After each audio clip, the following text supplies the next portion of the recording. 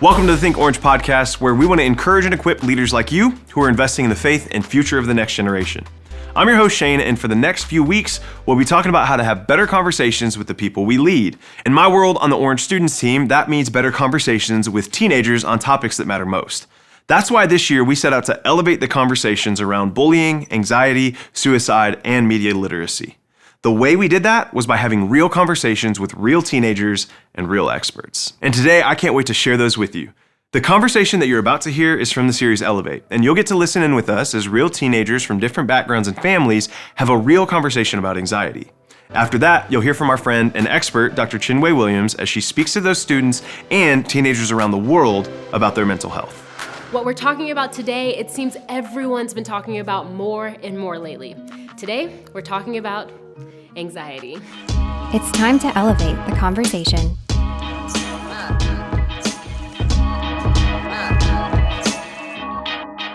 We'll hear from a lot of voices, ask a lot of questions, and raise the bar for how we think about and face anxiety. I'm Leslie, and I'll be your guide through today's Elevate Conversations. So, take a few deep breaths, settle in, and get ready to elevate the conversation.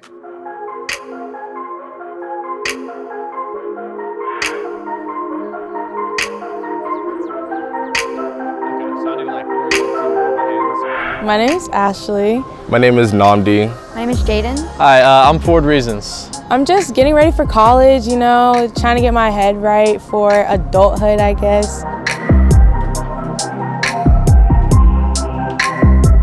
I would probably say maybe 92%. Over 50, probably 60%, I'm guessing. 100.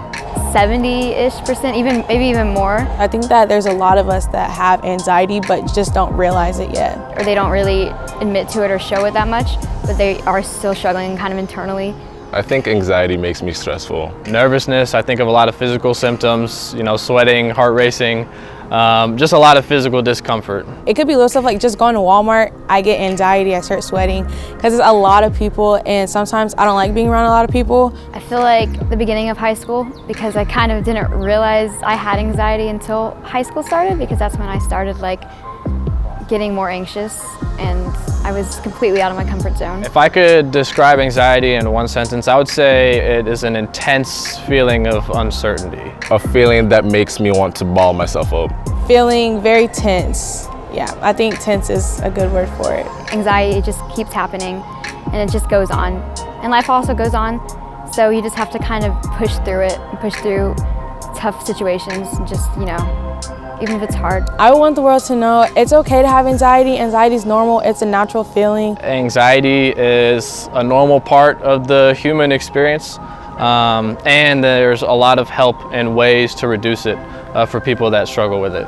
And it's just really important to remind others that they're not alone, that you can help them, maybe. It's okay, no matter your age, you feel anxious about something new, or even if it's something old and you're revisiting it, it's okay to feel anxious about it. Do not let anxiety control your life. So we gathered a few teenagers and invited them to let us listen in on their candid conversation about anxiety, and it was so good. Check this out. Everyone deals with anxiety. That's a part of the human experience, but I think certain people deal with a irrational heightened level of anxiety. That's where you get anxiety disorders and stuff. But I think it's a lot more people have dealt with that, especially since COVID. Yeah, I think COVID brought it out, and everybody, they're I can't be cooped up like this, I have to be out, or they're sitting down and realizing their problems and everything. I have a coping teacher, I guess, paraprofessional, and she teaches me how to cope with anxiety or not having things go my way, because my parents think I'm OCD, but it's just everything just has to be straight and neat and how I want it. But I go more mainly for keeping things in. I think that's where my anxiety comes from, because I don't like to share my feelings or emotions or anything like that. So it's I think I have more anxiety about keeping it to myself rather than everybody else, and it comes back out of nowhere and I'm just panicking.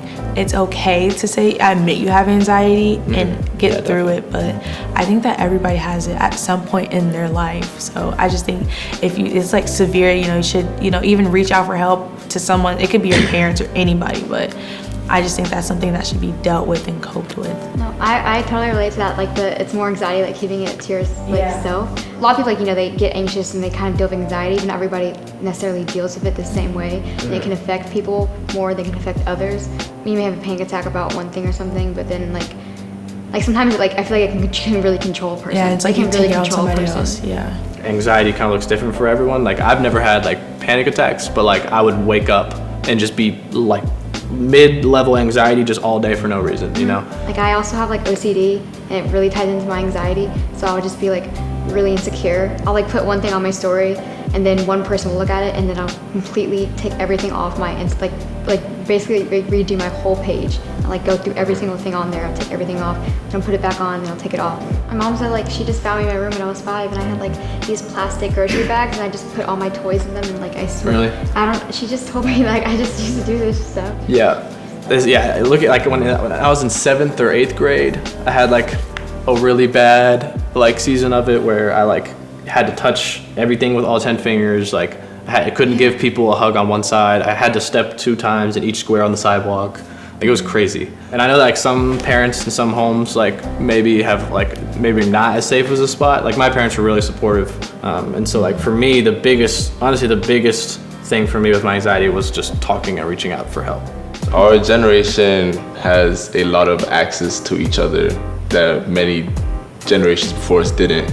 Like say, 40 years ago, like we're talking about Stranger Things, where they had to call each other on one house phone and you couldn't post your pictures on the house phone. So having the access to each other's lives so easily makes us have a mentality where it's like, okay, my hair looks like this, what's this person gonna think? My fit doesn't look as clean as I thought it was. All this stuff, it just builds up. Yeah, and like not everyone's like this, but sometimes it's just like, you know, back then you didn't like have Instagram and you didn't like post everything, but sometimes you just have that urge to like let everybody know, just like post everything you're doing. And so you're so caught up on like what the world sees that you're doing that you're not really focused on what you're actually doing. You're not really enjoying yourself. And you just get anxious about all the little things that shouldn't be that big of a deal. Yeah, like definitely, because I remember I was at a party once and I was with my friend and we started looking around and like every other person we saw was on their phone. Like none of them were actually paying attention to the moment. Like even if you go online and watch videos like on TikTok, if you watch videos of a concert, most of the people aren't paying attention to the concert. They're looking at their phones. I know, I hate that. Actual interaction, I think I would say is so important in just like life in general, because I think that we need that one-on-one connection rather than that one-on-one connection through a phone or through social media and stuff like that. So I think that social media has like a lot to do with anxiety in general, because people are trying to figure out, do I fit this image of what these people think I should be, rather than what I think I should be and how I think I should act and do my life according to how I want it, rather than social media. So I was gonna say this from my point of view as an African child. A great cause of that is pressure from parents. And I remember going through high school, my father gave me the illusion that I could do whatever I wanted. And I mean, I ended up picking what he like had that idea of out of like myself. But like when I got to making that decision, I made my choice. And then he came and told me, you know, you're gonna become a doctor, right? And all of a sudden my head was just like, wow, is this really what I want to do? I mean, after like a couple weeks, I was like, I knew that's what I wanted to do. Like I'd come to terms with it. But like the anxiety from him saying that was just like so strong, I almost changed my mind. I almost switched to like computer science or something. So that for me is what I thought was a great factor in anxiety. A piece of advice for someone dealing with anxiety, I would say I would want to encourage them that like having anxiety or some other type of disorder does not make you any less of a human or less of a Christian. And I would say that there is help. There's people and programs that can help. You just have to look for them and do the work to reach out to those people and those resources. But you don't have to live that way forever. That was such a good conversation. Social media, pressure, hyperconnectivity, so many factors contributing to today's climate of anxiousness and anxiety. But let's go even further in our conversation as we ask an expert who has seen a lot and who can help us frame it all from a professional perspective. I'm excited for you to listen in and learn from Dr. Chinwe and our friend Shane. Hey, my name's Shane Sanchez, and I am here with Dr. Chinwe Williams. Dr. Chinwe Williams is a licensed professional counselor with over 18 years of experience working with adults, young adults, adolescents, teenagers, and she spent a lot of time focusing on anxiety. So she's the perfect person to help us as we elevate the conversation about anxiety. Dr. Chinwe, thank you so much for being here. I'm so excited to be here. I really love that we're having this conversation and elevating the conversation about anxiety. So I want to actually share something that stood out to me a long time ago in my training. Anna Freud, who is the daughter of a pioneer in our field, Sigmund Freud, said something really important. She said, anxiety really isn't about the presence or absence of an emotional struggle, because that's not what predicts our future mental health or emotional wellness. It really is the ability to heal, and we can only heal when we face it and when we deal with it and not turn away from it, which is so hard when we're talking about anxiety in particular, right? Oh yeah, that's so good. And I wish I would have known that and heard that when I was a teenager. That would have helped me in massive ways. And I know for teenagers today, anxiety is even maybe more complex, or just it's different in some ways. So how would you describe anxiety as it relates to Gen Z specifically? Yeah, so I've got to say, I started my work probably about 18 years ago, and even then, working with teenagers, I saw anxiety, right? There was social anxiety, there was OCD, there was generalized anxiety, but what I'm seeing now in my private practice is definitely an uptick, and I think there are a lot of different factors. So yes, there is anxiety, but what's happening, and by the way, anxiety impacts all of us regardless of age or demographic, but what I'm seeing now that I think is very unique to Gen Z is really three things. It's the pressure that Gen Zers are facing. So it used to be that people that I would counsel would say, I want to be really good at this one thing, or I want to be successful or accomplish this particular goal. The kids that I'm counseling, the teenagers that I'm counseling, they really want to be successful all around the board. That's a lot of pressure. And that's a lot of pressure. And they're also seeing what's happening on social media, which really brings me to the second factor that I think really plays a role, which is the role of technology. And so I think that social media and technology oftentimes gets sort of like a bad rap, but it plays a role because Gen Zers and all of us are looking at all of the abundance of information. And Gen Zers, as you know, Shane, are digital natives, so they know how to navigate this when it comes to technology. And I want to say that technology has a lot of positives. It allows us to do even what we're doing right now, right? Absolutely. Having a conversation that is going to be important and gets out to the world. But Gen Zers in particular tend to be hyper-connected, more so than like my generation.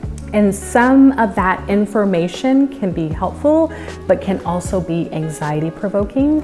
It can actually fuel, according to research, levels of sadness, loneliness, and despair. And so, by the way, loneliness was already considered an epidemic in the mental health field. And Gen Zers, according to research and what I'm seeing in my counseling office, are feeling it significantly. Wow. I remember reading the Surgeon General's report recently about loneliness, which is really, really significant. But there's so much in what you just said. I mean, the impact of media and social media and all of those different things. I mean, I know that feeling. I don't know about you. I'm guilty of this. I'll admit it. You're a counselor, so I can be really honest with you. Sometimes I wake up and I scroll the news or I scroll social media, and I feel it. There's something, whether it's hours or later in the night, that I feel that, and there's just a sense of anxiety that can come with it. That is absolutely right, and it doesn't matter how old you are, right? Or what stage of life you're in. When you are sort of consuming an abundance of information, it can actually evoke feelings of fear because you sometimes feel like you're missing out on something. Or there's a sense, I know my teenagers will tell me in the counseling office, there's a sense that they're failing or they're falling behind somehow. And also that steady sort of, stream of information oftentimes isn't always positive, is it?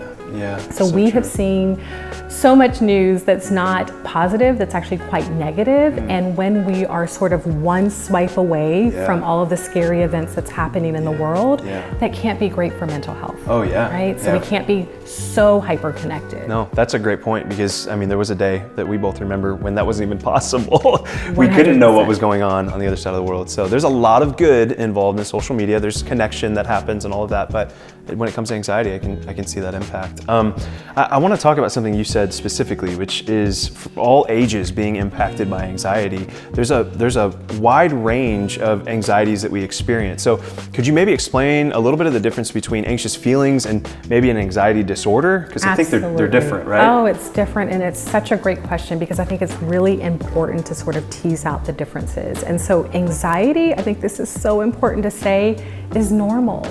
And it's common. It's something that you experience, I experience, and we all experience it from time to time. So anxiety is really positive in the sense that it can kind of get us motivated, right? It can prepare us to either, crush it on stage or for like a school presentation or crush that job interview. Anxiety also prepares us for a threat. So it actually gets us going when we have to confront our fears or run away from it, right? Yeah. So it serves a purpose.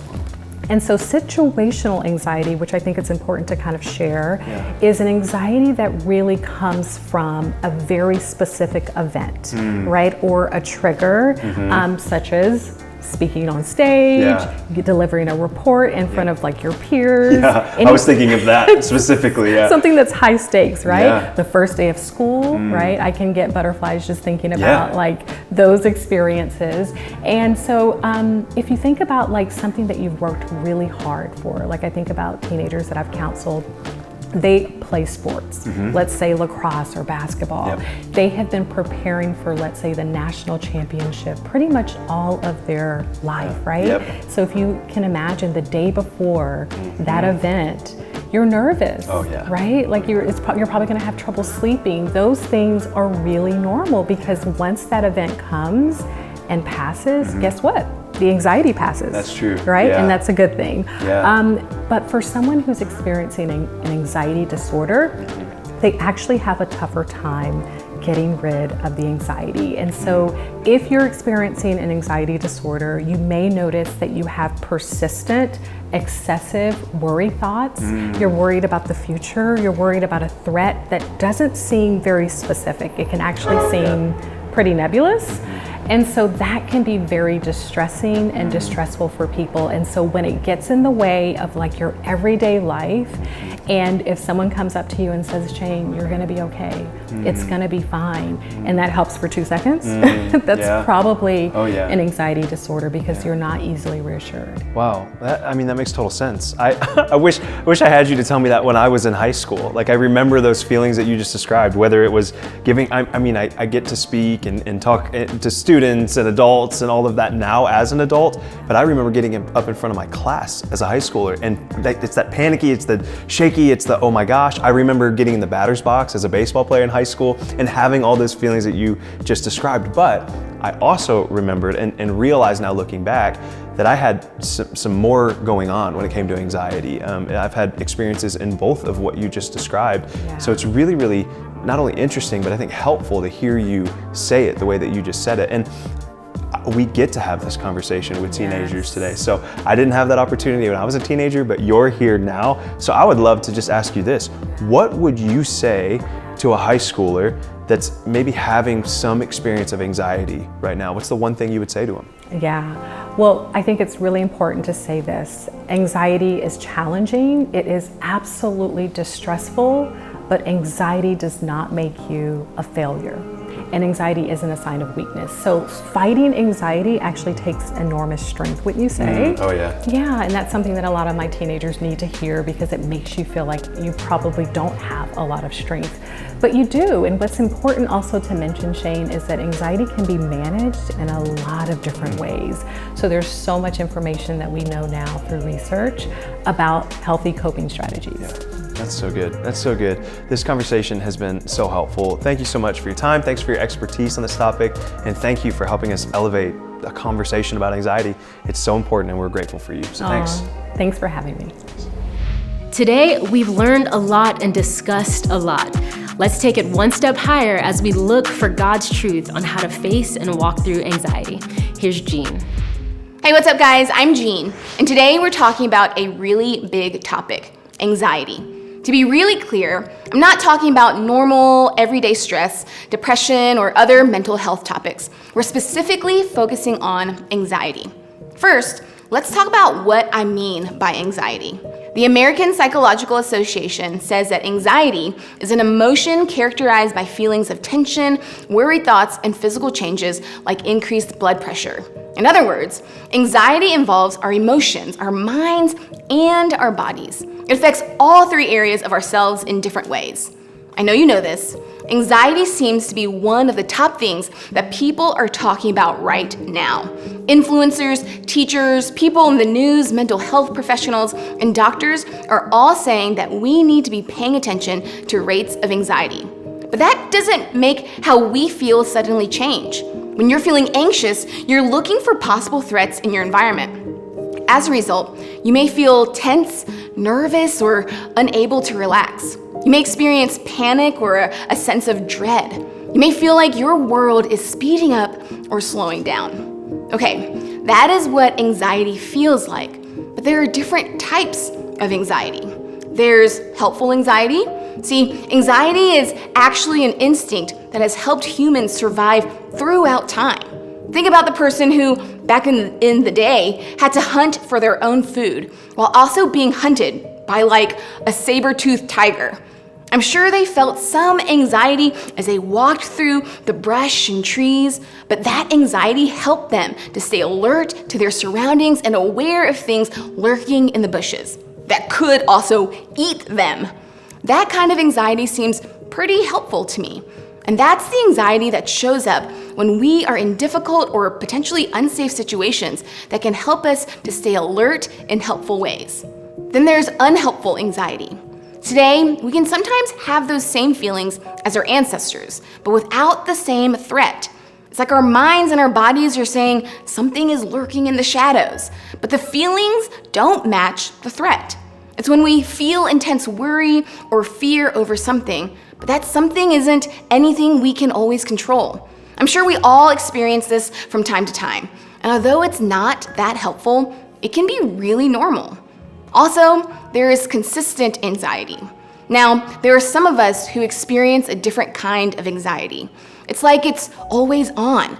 We worry, have feelings of fear or dread about the future, and make decisions based on this heightened level of anxiety we feel daily. Some of us have diagnosable anxiety disorders, and some of us just feel like we're in crisis all of the time. Unfortunately, research seems to say that there are more and more of us who deal with this type of unhelpful anxiety regularly, myself included.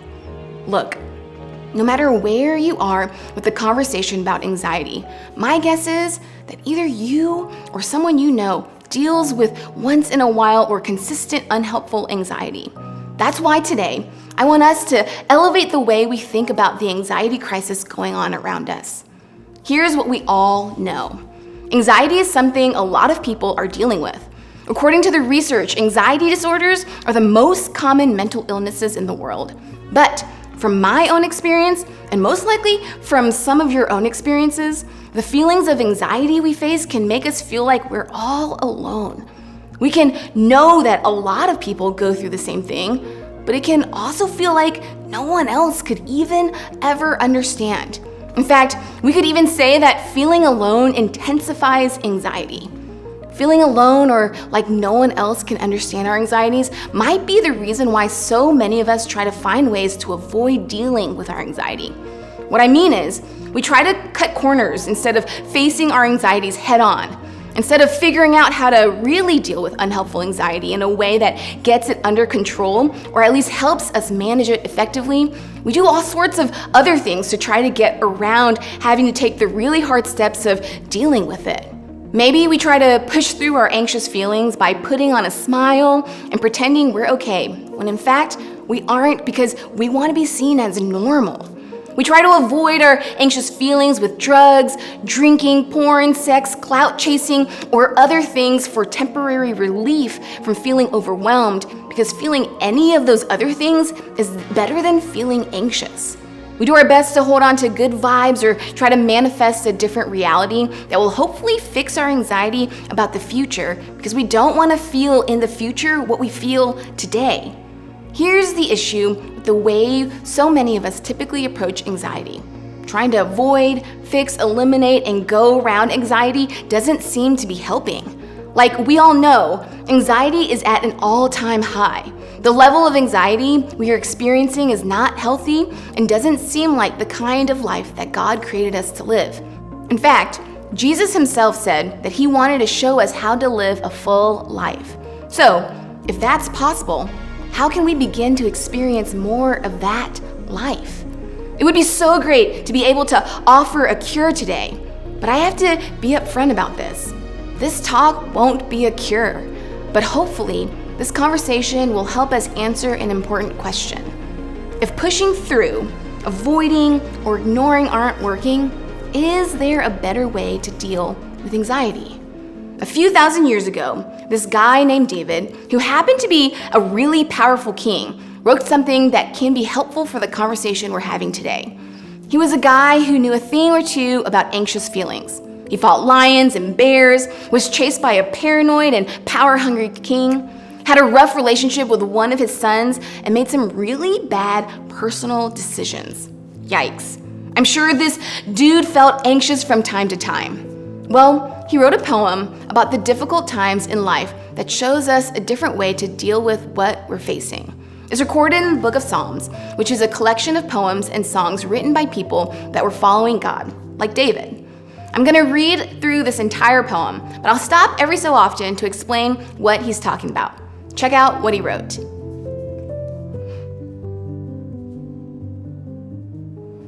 The Lord is my shepherd. I have all that I need.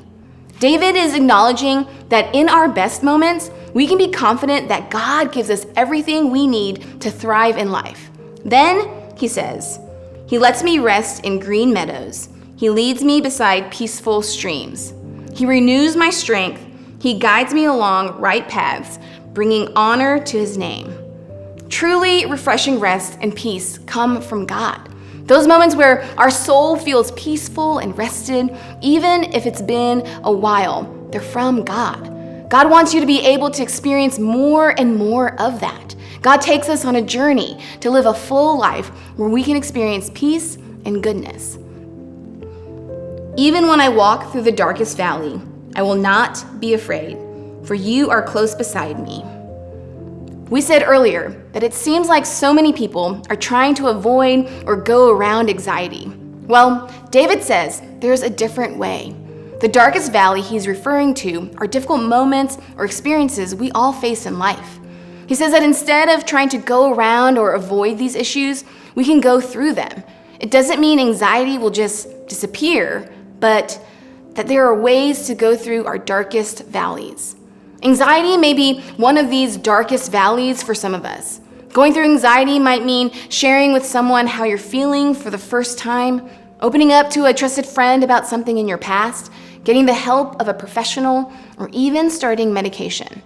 Not only that, David experienced walking through the difficulties of life, and he was able to say that to himself, I will not be afraid. This seems impossible, but David says the reason that this can happen is because God is with us.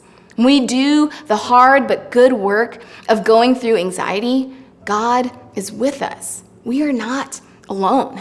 No matter what it looks like for you, even if you are dealing with an anxiety disorder that you'll manage for years, like many people, you aren't doing it alone. God is always with you. Every time you're afraid, worried, or anxious, God who created you and loves you is with you. You are never alone when you feel anxious. Most importantly, God makes a way for you to know you will be okay. Okay may not mean cured without or completely healed from anxiety, but it does mean you can be more okay than you may feel right now. When I say okay, I don't mean things will automatically be fixed or better. Like in my case, I will be dealing with anxiety for the rest of my life. But what I can tell you is that once I realize that I'm not alone, that God is with me and there are ways to manage it, I am way more okay than I've ever been before. And I so wish I would have realized this when I was your age. I wish I would have known there was a way through what I was feeling when I was in high school. Things like talking to people who loved me, a counselor, a psychiatrist, and starting medication. Not everyone will need the same things I did, but any of us who are struggling with anxiety can take steps to go through anxiety in order to be okay. In fact, as David closes his poem, he gives us a glimpse at what goes on once we decide to go through and not just try to avoid the darkest valley. Your rod and your staff protect and comfort me. You prepare a feast for me in the presence of my enemies. You honor me by anointing my head with oil. My cup overflows with blessings. Surely your goodness and unfailing love will pursue me all the days of my life, and I will live in the house of the Lord forever. David says that as we journey through life, we can be confident that God is equipped to help us through our darkest valleys. Not only that, we'll come to find that God blesses us, is good to us, and loves us so much. David says we'll experience a feast even when surrounded by our enemies. Think about it this way. Even though anxious feelings may never fully go away, we will be okay. We will still be able to enjoy a good and full life because God is with us, is equipped to help us, He loves us, and God makes a way through our anxiety. Remember, God makes a way for you to know you'll be okay.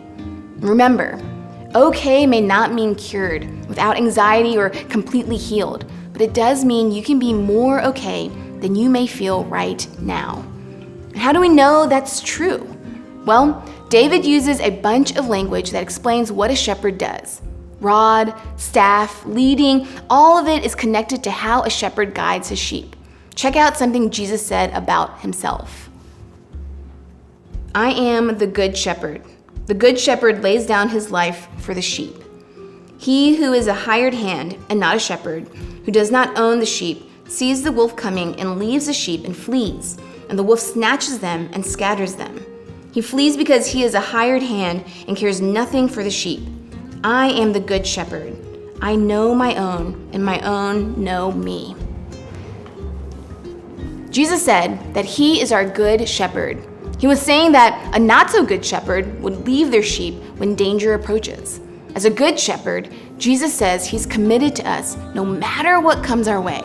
And Jesus came to show us what God is like, so we can be confident that God makes a way to know we'll be okay because Jesus proved that He'd be the one to guide us through life. We're not alone, and Jesus proved that when He came to walk with us. Today, even though we can't see Jesus, we get to follow His Spirit who guides us.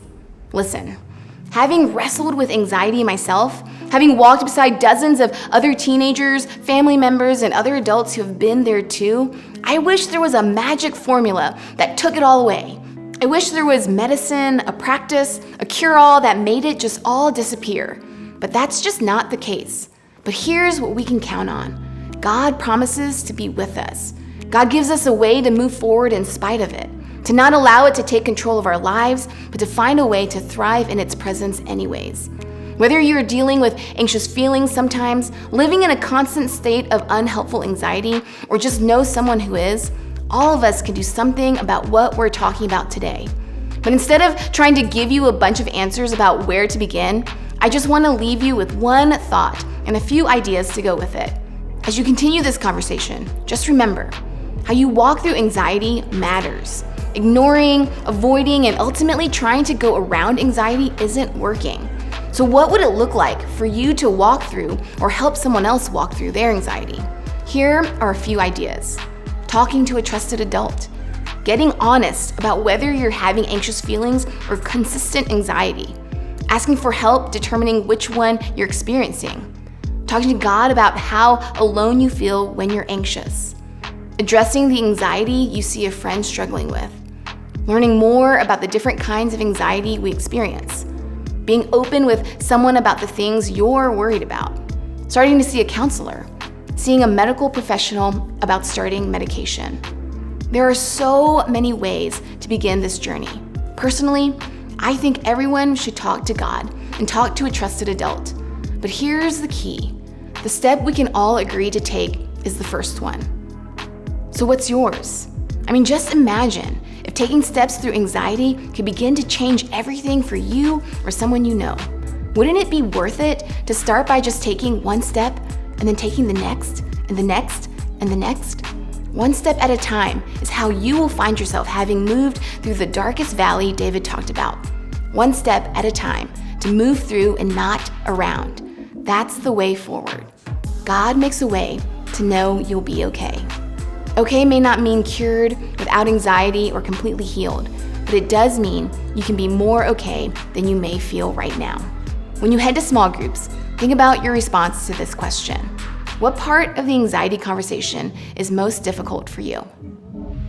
I sincerely hope that today's conversations have given you hope, insight, and have raised the bar for how you think about and talk about anxiety. So, here's one last reminder that you are not alone and that God makes a way for you to be okay, no matter what okay looks like for you.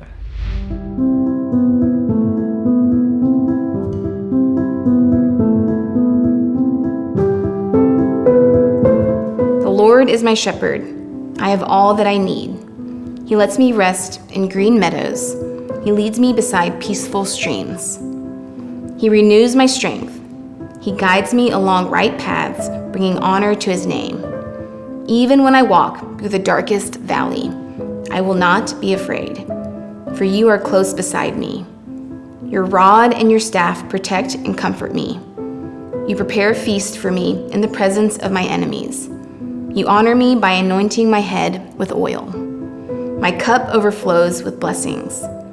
Surely your goodness and unfailing love will pursue me all the days of my life, and I will live in the house of the Lord forever. Thanks for joining us on this episode of the Think Orange podcast. If you like this episode, we would love for you to leave us a review on Apple Podcasts and share it. Plus, if you want to be a part of more conversations like this one, you can get your tickets to Orange Conference 23 at theorangeconference.com. We'll see you next time on the Think Orange podcast.